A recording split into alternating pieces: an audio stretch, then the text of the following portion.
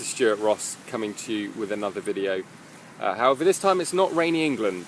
You can probably tell from the trees behind me, not typical for the UK that I'm not in England. I'm actually on the island of Mauritius, here in the Indian Ocean, my favourite ocean in the world. Yeah, it was Wednesday last week, pouring with rain, and I said, one more day of rain, I am out of here. It's rained pretty much every day in Surrey, where I am in the UK, since Christmas, bar maybe 4 or 5 days. Literally, it's been terrible. There's loads of flooding. And on that note, if you're somebody watching this video that's been affected by the flooding, I hope you get everything sorted okay. I've had a lot of flooding around where I live. Fortunately, my house is okay. I have had some friends and family that have been affected, but it's just been terrible. I mean, it's just been rain, rain, rain, rain, rain. So I said anyway, like I said, that one more day of rain, I'm out of here. Jumped on the laptop on Thursday evening and booked my flight for the Saturday to come out here. And not sure when I'm going to return, to be honest. I'm in touch with family at home, and I'll find out what's going on with the weather. But I certainly won't be going back whilst it's torrential rain every day. Now, the reason I'm shooting this video is I wanted to share something with you, which I think is going to be of value. This will be particularly interesting for those of you who are students of mine getting started in the SFM, particularly if you've recently got started. And also I think anybody who's serious about starting or getting started online and creating a lifestyle business. I think this is going to really sort of resonate with many of you, and hopefully, like I said, provide value. So what I want to talk about is this idea of why people do fail online. There's all sorts of statistics being thrown out there. 97% of people fail when they start an online business. I mean, I don't know what the statistics are, quite frankly. I mean, a lot of the statistics that are out there aren't real. They're made up. But what I want to do is I want to sort of share with you my own experience of why people fail and what I think is the antidote for it. So the first thing that I want to say, I suppose, is that I've seen such a wide range of people succeed online. People from all different backgrounds. It's not about being technical. It's not about being brought up in a certain decade or a certain era. It's not about being particularly talented in a certain area. I really have seen such a diverse range of people succeed online. And with that being said, one of the things that I'll say is it's actually quite often the people that have to make it work that get the quickest results and do go on to succeed. People that have no choice. But I'm going to tell you that I know that the biggest reason why people fail, in my experience, is that building an online business is optional. Okay, it's not something. It's not a make or break. It's not a do or die situation. They're doing it because they want to improve their lifestyle. They're doing it so that they can sit on the beaches of the world, run their businesses from anywhere. It's not often, anyway, just about making more money. It's not often just about being able to have nicer things in life. It really is usually more around just freedom and flexibility for most people. A lot of those people that start an online business based on this idea of having more freedom and flexibility are in a situation where they have a job or they have a career or they have another business, and they're paying the bills. They're not going to end up on the streets if they don't make this online business work. And that, for me, without a doubt, over the last few years, is the number one reason why people fail. Now, I'll elaborate exactly what I'm talking about here. The first thing that I do want to say, though, before I elaborate, is failing is optional, and failing is probably not the right word, because really it's quitting. The people that don't go on and build an online business, nearly always it's because they've quit. They haven't been forced to fail. They haven't had no other option. They've not built or created a business that's enabled them to live the lifestyle because they've ended up giving up or quitting. And that's really the thing that I want to address, because most of my customers, not all, but most of my customers, building an online business is optional, and it's something that they want to do for themselves and their family, normally to better their lives.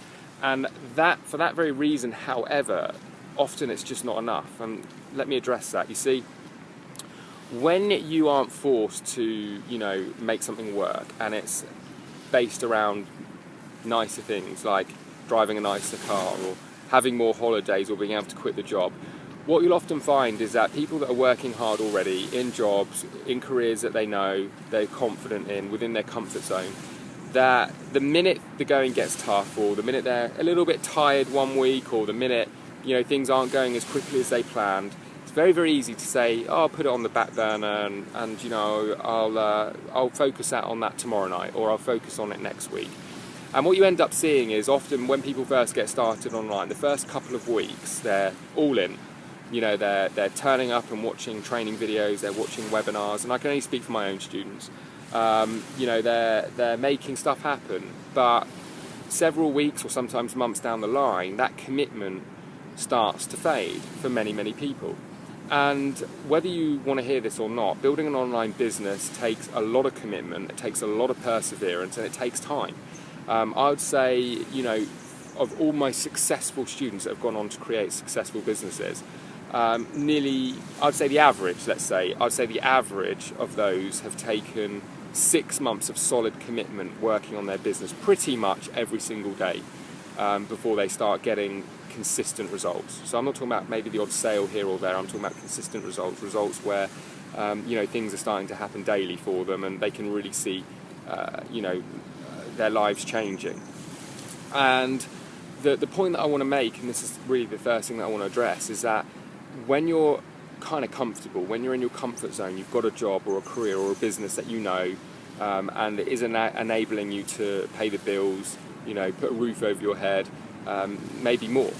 Maybe you've got a job where you do have the nicer things, you do have your 1, 2, maybe 3 holidays a year. It's very, very easy to put things on the back burner when you're feeling tired, or you can't be bothered, or the kids have kept you up at night, or you've had a stressful week at work, or there's been a personal matter that you've had to deal with. And that, without a doubt, is the biggest reason why people never go on to create a lifestyle of their taking, really, the lifestyle by design, I suppose.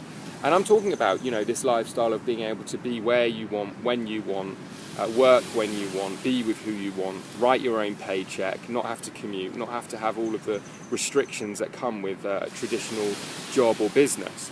Now, with that all being said, I want to give you the antidote. I want to tell you, in my experience, what it takes to stay committed and persevere.